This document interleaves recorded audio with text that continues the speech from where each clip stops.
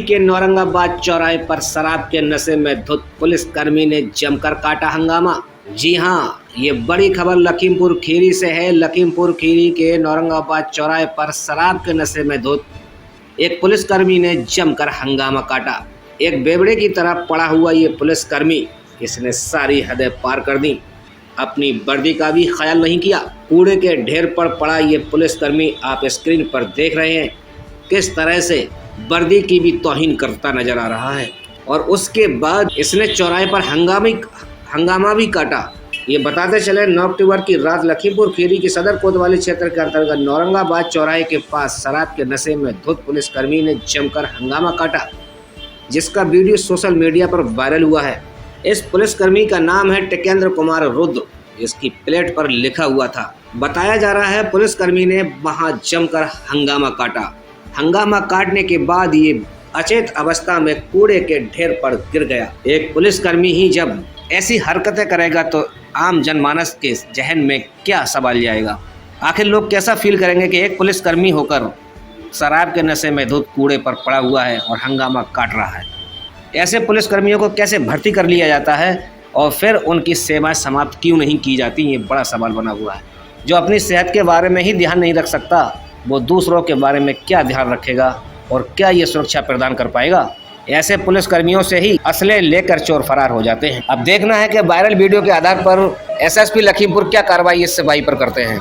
ये है योगी जी की पुलिस, जो बीच सड़क पर चौराहे पर शराब के नशे में गिर कर हंगामा करती है। सिर्फ वो कर रहे हैं यार, करो कुछ करो। अरे यार, जब बता दिए काहे परेशान हो, कुछ तो विश्वास रखो। हमका तुमसे ना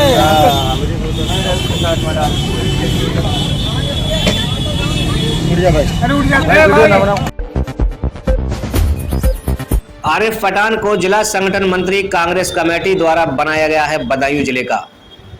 जी हां, ये खबर बदायूं से है। बदायूं जिले में कांग्रेस कमेटी की कार्यकारिणी का विस्तार करते हुए जिला अध्यक्ष ओमकार सिंह द्वारा आरिफ पठान को जिला संगठन मंत्री नियुक्त किया गया है। बदायूं जिला कांग्रेस कमेटी के जिला अध्यक्ष ओमकार सिंह द्वारा कार्यकारिणी का विस्तार करते हुए आरिफ पठान पुत्र दीन मोहम्मद खान निवासी सराय रामदास पोस्ट सगराय थाना मुजरिया जिला बदायूं को जिला संगठन मंत्री का पदभार दिया गया है। कांग्रेस पार्टी ने आरिफ पठान से आशा व्यक्त की है कि वह संगठन के लिए पूर्ण निष्ठा से कार्य करेंगे। इधर आरिफ पठान ने भी संगठन के लिए मजबूत करने का पूरा प्रयत्न लिया है। बॉलीवुड सुपरस्टार शाहरुख खान की सुरक्षा बढ़ा दी गई है। शाहरुख खान के लिए लगातार जान से मारने की धमकी मिल रही थी। शाहरुख खान के लिए 22+ सुरक्षा की सिक्योरिटी प्रदान की गई है। इसमें 11 पुलिसकर्मी शाहरुख खान के चारों ओर रहेंगे और वह निगरानी करेंगे। राज्य सरकार ने शाहरुख खान की सुरक्षा के लिए ये व्यवस्था की है, क्योंकि कई दिनों से लगातार शाहरुख खान के लिए जान से मारने की धमकियां मिल रही थी। इसीलिए राज्य सरकार ने यह कदम उठाया है कि उन्हें 22+ सिक्योरिटी की सुरक्षा प्रदान की गई है। शाहरुख खान की निगरानी में अब 11 पुलिसकर्मी रहेंगे। यहाँ बता दें, शाहरुख खान के लिए 2023 बहुत ही लकी साबित हुआ, क्योंकि जनवरी माह में पठान लेकर आए, जो ब्लॉकबस्टर रही। ब्लॉकबस्टर पठान की कामयाबी के बाद उन्होंने अब जवान का तूफान लेकर आए हैं। और जवान इस तरह से तूफान लेकर आई है कि अभी तक उसका तूफान ठंडा नहीं हुआ है। वह 11,000 करोड़ से भी ऊपर का बिजनेस कर चुकी है। बॉलीवुड सितारे शाहरुख खान मशहूर एक्टर्स हैं और उनकी सुरक्षा के लिए महाराष्ट्र सरकार ने यह कदम उठाया है। देखिएगा पूरी रिपोर्ट। गड्ढे में गिरा सांड, प्रधान को लोग करते रहे सूचना, लेकिन प्रधान है कि आने को तैयारी नहीं। ये खबर है बदायूं जनपद के ब्लॉक सेसवान के ग्राम खेतौरा कुंदन की। खेतौरा कुंदन के प्रधान से ग्रामीण रिक्वेस्ट करते रहे, गुजारिश करते रहे कि गड्ढे में सांड गिर गया है और इसे निकालना है, लेकिन प्रधान ने उनकी एक न सुनी और सीधा कह दिया कि मैं खाना खा रहा हूं, अब सुबह ही बात होगी, पड़ा रहने दो गड्ढे के अंदर। ग्रामीणों ने बड़ी मशक्कत के बाद इस सांड को निकाला, लेकिन बात जब सुरक्षा की आती है तो ये बड़ा सवाल प्रधान पर बनता है कि आखिर वे घटना स्थल पर क्यों नहीं पहुंचे, क्यों नहीं सांड की जान बचाई और ग्रामीणों के लिए बहाने बनाते रहे। वहीं इनके गांव में भी बहुत ही बेहद गंदगी है और गांव में कोई भी विकास देखने को नहीं मिलता है। गंदगी से चारों ओर मामला बज बजा रहा है। देश के 5 राज्यों में विधानसभा चुनाव का चुनावी बिगुल बज चुका है। जी हां, पांचों राज्यों के विधानसभा चुनावी डेटें अब फिक्स हो गई हैं। देश के 5 राज्यों में विधानसभा चुनाव का चुनावी बिगुल बज चुका है। पांचों राज्यों की चुनाव की मतदान की डेट चुनाव आयोग ने निर्धारित कर दी है। आज मतदान की तिथि चुनाव आयोग ने घोषित कर दी है। चुनाव का बिगुल बजते ही चुनावी पारा ऊपर चढ़ गया है। आइए जानते हैं किस राज्य में कब होगी वोटिंग। मध्य प्रदेश में 17 नवंबर को पहले ही चरण में मतदान होगा। यानी मध्य प्रदेश में 17 नवंबर को मतदान होगा, एक ही फेज में ये मतदान होगा।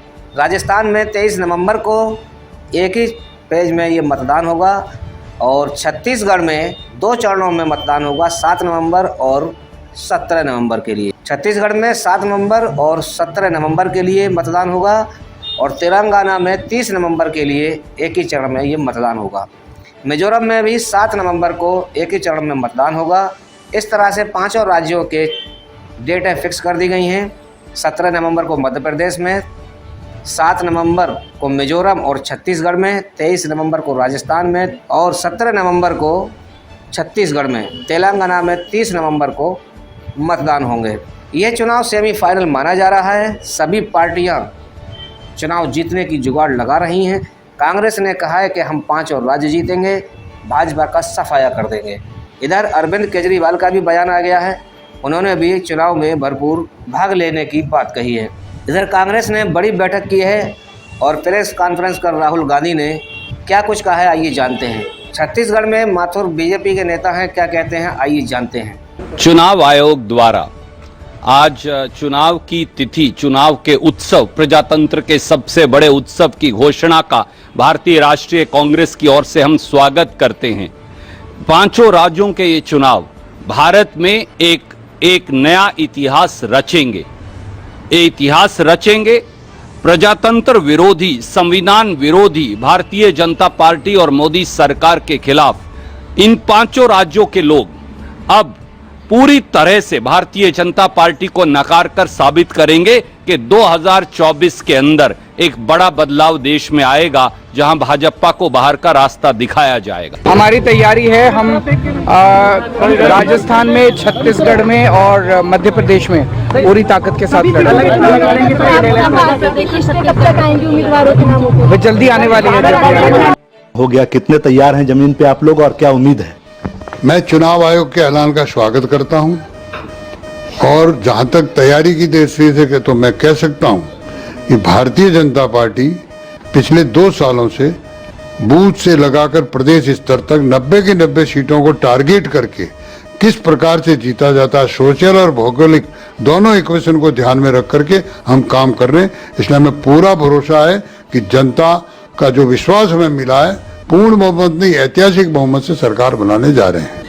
जो भूपेश बघेल सरकार की जो जन कल्याणकारी योजनाएं हैं या आपके भी कई सारे हिंदुत्व के एजेंडे उन्होंने कैप्चर कर लिए हैं, उससे कोई चुनौती आपको नहीं दिखती?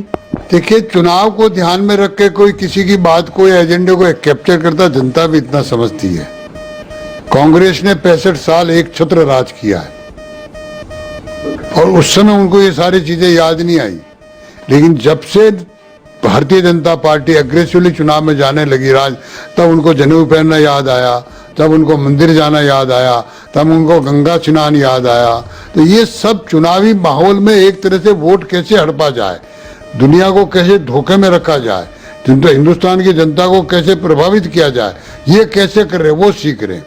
और इसलिए इनका असर जनता पे कुछ नहीं होने वाला है, वो जानते हैं। और भूपेश ने जो हथियार के, यानी गौ सेवा, गाय का नाम लेना मुश्किल मानते थे, आज गोठान के नाम से भयंकर भ्रष्टाचार है वहाँ और हमने लगभग 400 स्थानों पे उस भ्रष्टाचार को उजागर किया है। जब आप चौपाल लगा कर बताएगा, जो इन्होंने घोषित की यहाँ गोठान हमारे नेता गए, कार्यकर्ता गए, उनको खोला है, तो इनका भ्रष्टाचार उजागर हो चुका है। आदरणीय प्रधानमंत्री जी की गरीब कल्याण योजनाओं को किस प्रकार से इन्होंने डिटेल किया है, वो उजागर हो चुका है। इसलिए ये एक तरह से ठगों की संख्या, इसलिए हम ठगे भूपेश बघेल कहते हैं। निश्चित रूप से जनता जाग चुकी है, जनता हमारे साथ खड़ी है और हमारी सरकार बनने जा रही है। देखिए, हम तो आज नहीं पहले से तैयार थे और भारतीय जनता पार्टी चुनाव के समय काम करने वाली मशीन नहीं है। भारतीय जनता पार्टी 5 साल तक निरंतर राजनीतिक, सामाजिक सभी विषयों के साथ में जुड़े रह करके अपनी संगठन की ताकत को सुदृढ़ करने, संगठन के व्याप को बढ़ाने, संगठन की धार को पहना करके और चुनाव के समर में जाने के लिए काम करती है। देखिए, लोकसभा के चुनाव में हम सभी सीटें जीते थे। पंचायती राज के चुनाव में 19 जिलों में हमारे जिला प्रमुख जीते थे, जो ऐतिहासिक था। और अब की बार इस विधानसभा के चुनाव में एक नया इतिहास राजस्थान में रचा जाएगा। एक बार फिर पुराने आंकड़े को तोड़ करके हम और अधिक बहुमत के साथ में सत्ता में आने वाले हैं। ये अगर केवल मैं कहता तो शायद राजनीतिक स्टेटमेंट लगता। कांग्रेस के नेता भी मान रहे हैं। फ्लोर ऑफ द हाउस पे कांग्रेस के विधायकों ने यह कहा है कि हम बस में जाने जितने भी नहीं बचेंगे। फ्लोर ऑफ द हाउस पे विधायकों ने, कांग्रेस के पार्टी के नेताओं ने, मंत्रियों ने यह कहा है कि हम इनोवा और फॉर्च्यूनर में जाने भी जितने नहीं बचेंगे। पब्लिक मीटिंग में हजारों लोगों की उपस्थिति में कांग्रेस पार्टी के मंत्रियों ने इस बात को स्वीकार किया है कि अब की बार हम शायद टेम्पो में जाने जितने भी नहीं बचेंगे। कांग्रेस पार्टी ने भी यानी कि सरकार ने भी वहाँ कई जन कल्याणकारी योजनाएं चुनाव नजदीक आने पे शुरू किया है। लगता है कि वो चुनौती होगी आप लोगों के लिए? कोई भी सरकार अपने कालखंड के अंतिम दिनों में, अंतिम सप्ताह में, अपने अंतिम महीनों, कुछ महीनों में इस तरह की घोषणाएं करें और 4.5 साल तक कुछ भी करने में विफल रहे। देखिए, जनता है, सब जानती है, पहचानती है, समझती है। 2013 में भी इसी तरह की घोषणाएं की गई थी। अब की बार राजस्थान को नंबर 1 घोषित कराया, पिछली बार खुद को नंबर 1 घोषित कराया था, लेकिन परिणाम क्या हुआ था? एक बार इतिहास उठा करके देखिए, फिर आपको अपने आप पता चलेगा कि इस तरह के झांसों में अब देश और प्रदेश की जनता नहीं आने वाली है। चुनावी मैदान में आज से नहीं, बहुत पहले से तैयारी में जुटी है। प्रत्येक बूथ पर चुनावी रणनीति के साथ भारतीय जनता पार्टी का एक एक कार्यकर्ता, जो 64,523 बूथों की रणनीति की तैयारी के साथ मैदान में उतरा है, और सजग प्रहरी के नाते से ये कांग्रेसी जो झूठ और छल कपट की राजनीति करते हैं, हमारे धर्म पर आक्रमण करते हैं, गरीबों के हक और अधिकार को छीनने का इन्हें 15 महीने की सरकार में मिस्टर करप्शन नाथ के नेतृत्व में जो काम किया था, उन सारे मुद्दों पर जनता मैदान में उतरी है। और भारतीय जनता पार्टी विकास तो गरीब कल्याण के मुद्दे पर इस चुनाव में प्रचंड बहुमत के साथ जीतेगी। कितनी सीटें? अभी तक की सर्वाधिक सीटें ऐतिहासिक बहुमत के साथ जीतेगी। अभी क्या दौरा कार्यक्रम बनेगा अब, क्योंकि अब तो कम वक्त बताया प्रधानमंत्री है, बाकी सबकी तैयारी है। हम तो लगातार लगे हुए हैं, हम केवल कोई इसका इंतजार थोड़ी कर रहे हैं। भारतीय जनता पार्टी तो बहुत पहले से चुनावी मैदान में उतरी है, बस सीएम फेस डिक्लेयर नहीं कर पा रहा है। भारतीय जनता पार्टी कमल के फूल पर चुनाव लड़ती है। हमारा प्रत्याशी कमल का फूल, हम सब उसके साथ अटैच हो जाते हैं बस। तो कमल का फूल फिर इस बार भाजपा सरकार, भारतीय जनता पार्टी कमल दिवाली इस बार मनाएगी। ऐतिहासिक बहुमत से जनता का आशीर्वाद हमें मिलेगा। अच्छा, चौथी सूची जो है वो क्या चौंकाने वाली होगी? चौंकाने वाली होगी, जल्दी आएगी। कुछ